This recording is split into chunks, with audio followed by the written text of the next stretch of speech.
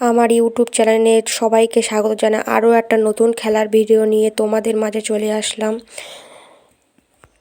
খবরটা হচ্ছে যে ভারতের যে বিশ্বকাপ আগে যে বারবার সব প্লেয়াররা চোটিল হয়ে যাচ্ছে তার বিষয় নেই।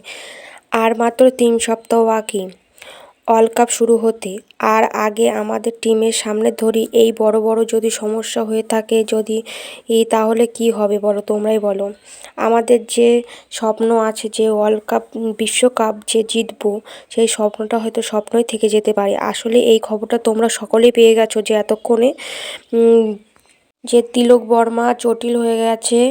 আবার নতুন একটা আপডেট চলে এসেছে যে ওয়াশিংটন সুন্দরও জটিল হয়ে গেছে। যদি এইসব যদি বারবার যদি সবাই চোট পেয়ে থাকে তাহলে আমরা ওয়ার্ল্ড কাপ জিতবো কী করে? এবার তোমাদের মতামত কি, তোমরা অবশ্যই কমেন্টে জানিয়ে যাবে। অসংখ্য ধন্যবাদ সবাইকে ভিডিওটা দেখার জন্য।